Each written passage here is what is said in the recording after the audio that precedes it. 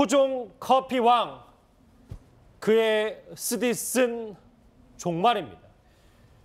1세대 커피 프랜차이즈의 상징 망고식스의 강훈 대표가 어제 자택에서 숨진 채 발견이 됐습니다. 그 소식 먼저 황수연 기자가 자세히 풀어드립니다. 아메리카노를 대한민국에 정착시킨 선구자로 평가받는 커피향 망고식스 강훈 대표가 자택에서 숨진 채 발견됐습니다. 어제 오후 5시 45분쯤 심정지 환자가 있다며 소방서에 신고가 접수됐다고 하는데요. 긴박했던 당시 영상이 공개됐습니다. 함께 보시겠습니다. 서초구 반포동 강훈 대표 자택 앞의 모습입니다. 경찰차가 세워져 있는 것을 볼 수 있는데요. 경찰이 건물로 들어가고 구급차 2대가 현장에 도착했습니다. 구급대원들도 건물 안으로 바삐 들어가는 모습인데요. 잠시 뒤 강훈 대표의 시신을 태운 구급차가 병원으로 떠났고 경찰차도 뒤따라 현장을 떠났습니다. 최근 강훈 대표가 이끄는 회사들이 법원에 회생 절차 개시 신청서를 제출하는 등 경영난을 겪어온 것으로 알려졌는데요. 현재 경찰은 타살 혐의점은 발견하지 못했지만 정확한 사인을 밝히기 위해 부검을 의뢰할 계획이라고 밝혔습니다. 네, 들으셨던 것처럼 100% 자살로 아직 단정할 수는 없습니다. 숨진 채 발견된 강훈 대표, 백기종 팀장님. 네. 회사 직원이 발견을 했나 보더라고요. 네, 그렇습니다. 이제 그 23일이죠. 그러니까 어제 아닌 그제 그 가까운 회사 내의 여성 지인과 통화를 많이 했고, 그다음에 메시지로 뭐라고 이제 보냈냐면 그 현재 회사 사정 굉장히 어렵다. 그렇게 하고 그동안 참 고마웠다. 잘 지내라. 이런 형태의 메시지를 보냈어요. 그리고 이제 어제죠. 24일 날 자정을 넘긴 상태에서 또다시 상당한 시간 동안 통화를 했는데 그 이후에 아침에 사무실 출근해서 전화를 해보니까 전화를 안 받았다고 합니다. 그래서 이제 기다리다가 오후에 회사 운전기사와 함께 반포동에 있는 다세대 빌라 403호죠. 여기를 갔는데 결국 그 극단적인 어떤 선택 형태가 이제 화장실에서 넥타이 2개를 엮어서 사망한 채 발견이 된 겁니다. 그렇게 돼서 우선 혹여 싶어서 119로 먼저 신고를 하고 119에서 와서 현장을 확인해 보니까 이미 심정지 상태로 사망이 확인이 된 겁니다. 그래서 이제 경찰이 자동으로 연락을 해서 결국은 변사 사건으로 확인이 된 그런 안타까운 사연입니다. 어제 저녁이었어요. 이제 서초구 반포동에 있는 한 빌라에서 이렇게 119 구급차가 가는 모습도 화면으로 볼 수 있는데 이 반포 이웃 주민들에게 당시 상황에 대해서 물었습니다. 이렇게 얘기했습니다. 들어보시죠. 보지는 못했고요. 어제 오후에 어떤 여성분이 대성 폭포를 하면서 어떻게 하면서 웃치는 소리 들었거든요. 언니가 하고 그냥 집에 있다가 오늘 아침에 설명하려고 나가니까 여기 동네가 켜져 있는 거 있잖아요.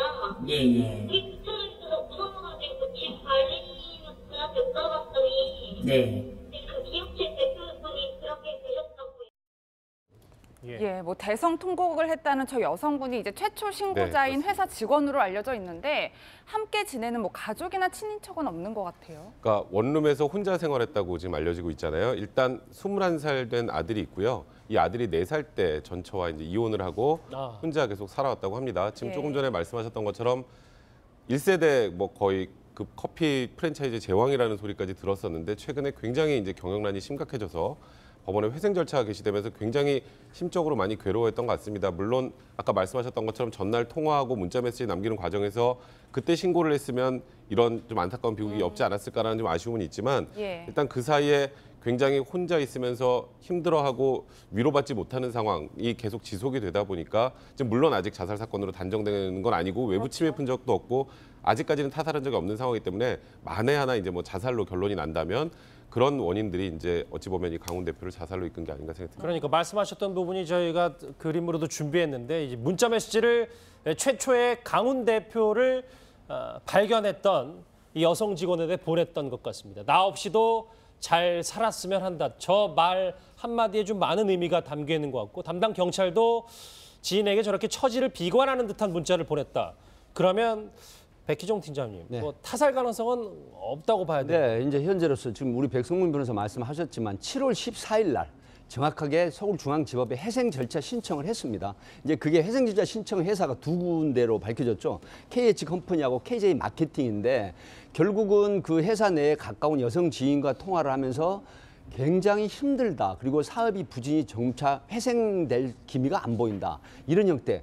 그리고 그동안에 나한테 잘해줘서 고마웠다. 잘 지내라. 이런 형태의 이제 메시지를 주고받았는데 결국은 또 밤 자정을 넘기고도 통화를 어느 정도 상당 시간 했는데 그 이후에 이제 연락이 안 된 거죠. 그래서 발견이 된 건데 예. 결국은 금전적으로 힘들어했고 또 사업 부진 이런 측면에서 굉장히 자존심 상해했다고 합니다. 평소에 그 굉장히 모험적인 그런 사업 정신을 이제 자기 마음대로 안 되는 상황에서 힘들어하는 이런 부분이죠. 그래서 방금 말씀하셨지만 외적으로 보이는 상처라든가 그다음에 외부의 침입이 전혀 없는 점, 그리고 이제 본인의 그 사용하는 넥타이 2개를 엮어서 이 어떤 극단적인 상황에 이르는 점, 이런 점으로 봐서 결국은 타살 혐의는 없다라고 추정을 하지만 정확한 사인을 위해서 부검을 의뢰해 놓은 그런 상황입니다. 예, 백 팀장님, 사실 시신이 발견된 장소도 그 강훈 대표의 자택이긴 하지만 월세인 원룸이었잖아요. 네.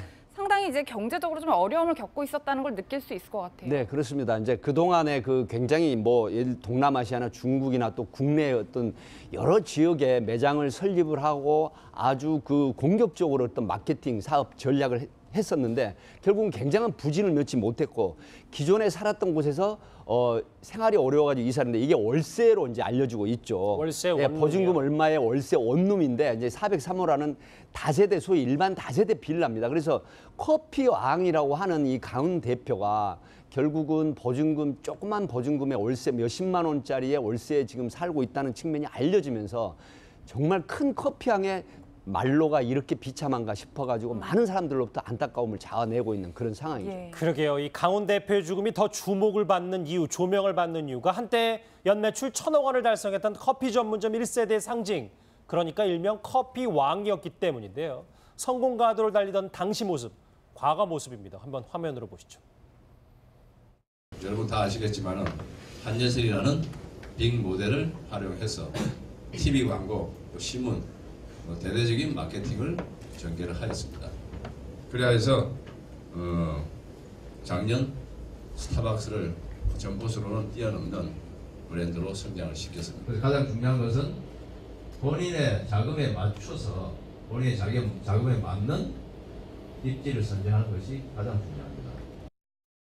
저 때만 하더라도 상당히 자신만만하고 이제 본인의 이제 사업에 대해서 누구보다 큰 목소리를 냈을 때 목소리를 한번 봤어요. 네네. 이종구 실장님. 그런데 네. 저는 이번에 처음 알았는데 강훈 대표가 네네. 92년도에 백화점을 먼저 입사를 했네요. 그렇죠. 신세계라는 그룹에 신세계 그룹에 입사를 했죠. 직원으로 입사를 해서 처음에는 이제 뭐 매장 관리라든지 그런 부서에서 일을 했습니다. 그런데 이 강훈 대표가 커피 전문점이라는 신화를 쓰게 된 동기가 사실은 이제 신세계가 스타벅스를 그렇죠. 창업을 하게, 그러니까 스타벅스라는 브랜드를 미국에서 들여오게 되는데 그를 위해서 그 런칭 TF팀에 들어가게 돼요. 이게 운명의 하나의 어떤 시작이죠. 커피 전문점을 그러니까 그 신화를 쓰게 된.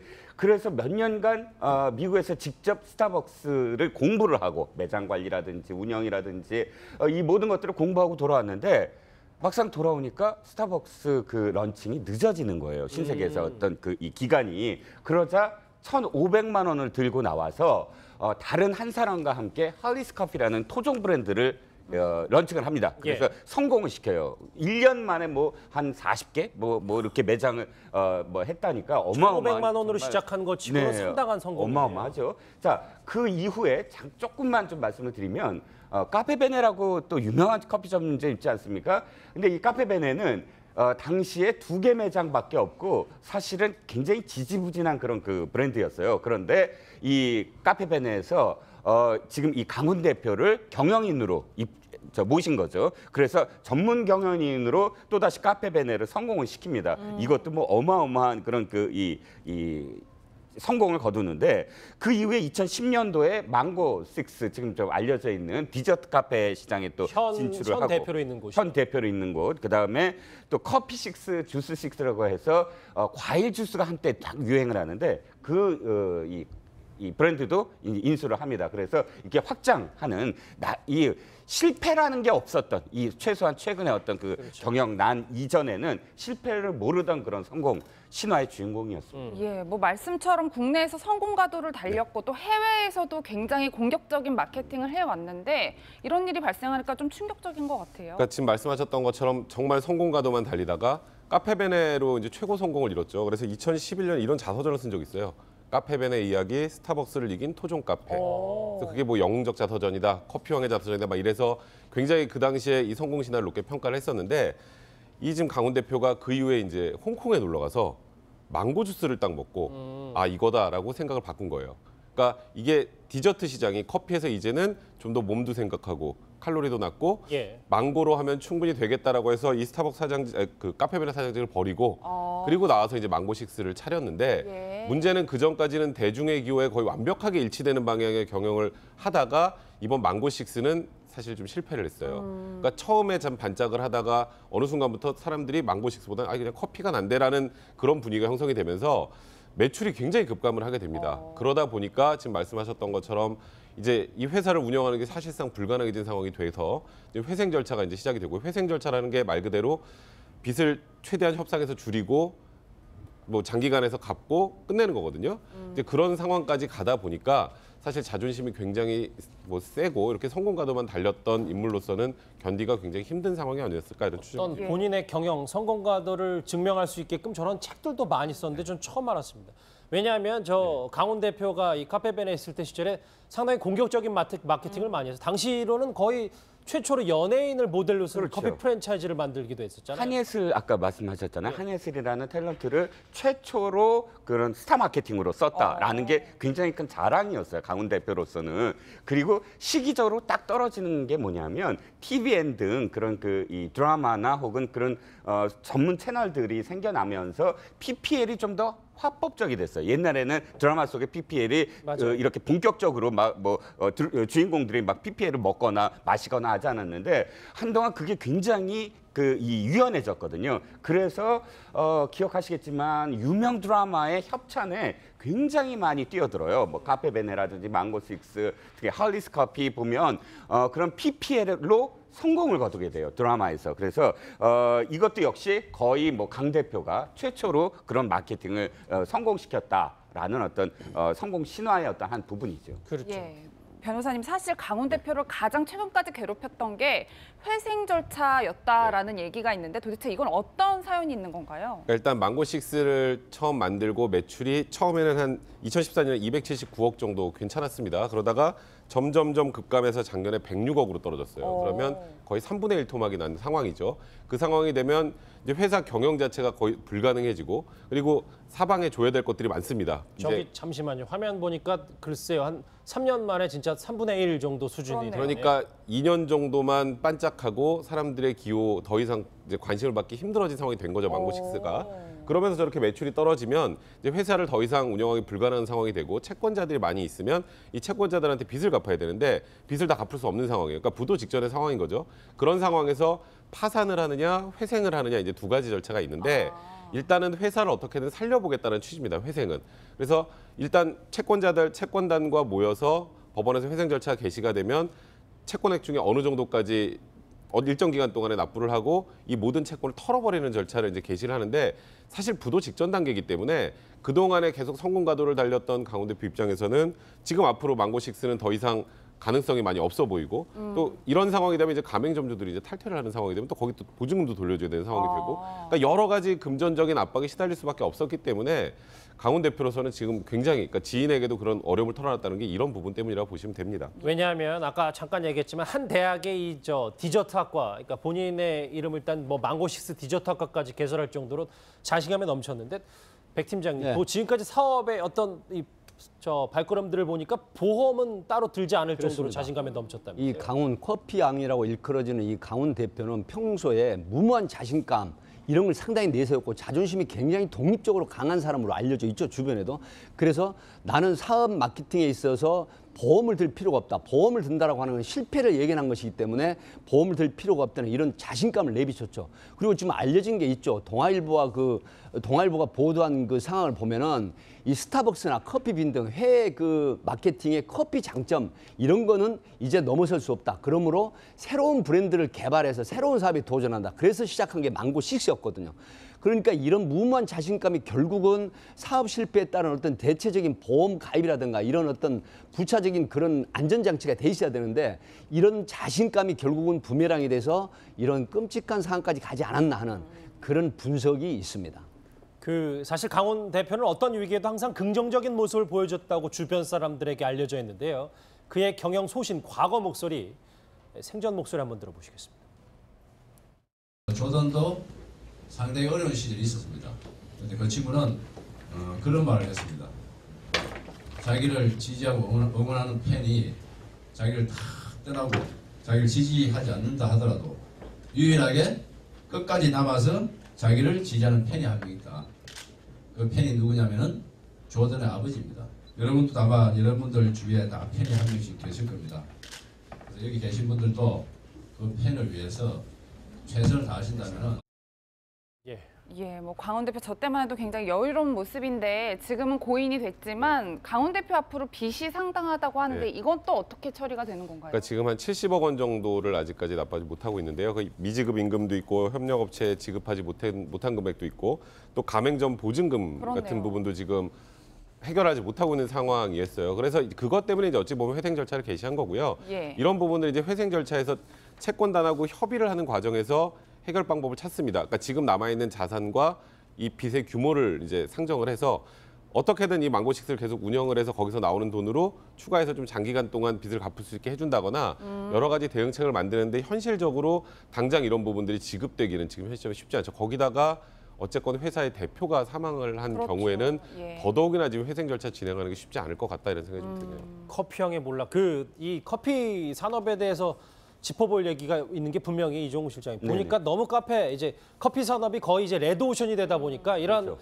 1세대든 뭐 2세대든 뭐 성공가들을 달렸던 사람들도 주춤하는 경향이 분명히 있을 것 같아요. 그렇죠. 지금 뭐 그거는 체감할 수가 있을 것 같아요. 어떤 빌딩만 가봐도 아실 겁니다. 예전에는 빌딩에 다양한 종류의 이제 그 식당들이 많았죠. 식당, 은행 하나에 식당 5개 뭐 이런 정도였던 비율이었는데 보시면 아시겠지만 식당은 거의 없습니다. 이제 다 커피 전문점이에요. 커피 전문점이 뭐 한 건물 안에 5, 6개가 함께 들어서 있을 정도의 지금 확장. 그러니까 이 강 대표도 언제나 자랑이 그거였어요. 나는 업계 최초로 카페베네를 업계 그렇죠. 최초로 500호점을 달성한 사람이다. 예. 또 최근에 망고식스도 자랑을 어떻게 했냐면 보통 100호점이 넘는데 5년이 걸린답니다. 그런데 자기는 2년 3개월 만에 130호점을 달성했다. 그러니까 이 사실 속내를 들여다보면 전부 가맹점을 확장해야만 이 전체적인 규모가 늘어나고 매출 규모가 늘어나는 그런 산업이기 때문에 조금이라도 주춤하고 이것이 이 성장세를 달리지 못하면 그대로 주저앉을 수밖에 없는 그러면 고스란히 피해가 가맹점주한테 가는 그런 구조가 바로 프랜차이즈 구조거든요. 대표적인 그런 그 구조가 이 커피 전문점입니다. 예. 그러면 이제 정리를 해보자면 이제 부검을 끝나고 이제 사실상 뭐 자살로 결론 지면 사건은 이렇게 종결이 되는 겁니다. 그렇습니다. 이제 부검을 국립과학수사연구원에서 이제 법의학적인 소견이 나옵니다. 그래서 만약에 목매임, 소위 질식사로 판명이 되고 외부 침입 흔적이 없거나 또 어떤 외력에 의한 상처가 없다. 그다음에 독극물에 대한 이런 어떤 내용이 없다라고 하게 되면 결국은 극단적인 선택, 본인이 스스로 자살, 생을 마감한 걸로 결론을 했기 때문에 지금 경찰이 그 전원에 의하면은 유족은 이제 여동생과 그다음에 21살 지금 현재 의무 복무 중인 아들이 있습니다. 예. 이 아들의 이제 그 유족 진술을 받았는데 결국은 검사 지휘에 의해서 사체는 유족에게 인도함으로 해서 이제 시신이요? 시신을 유족에게 인도를 하면 그 소위 말하면 장례 절차를 끝내고 그다음에 이 사건은 타살 혐의 없음으로 내사 종결이 되는 그런 사안이 되겠습니다. 토종 커피향의 스티튼 종말 오늘 오전 숨진 채 발견된 소식이 들어와 있는 강훈 대표 얘기까지 해봤습니다.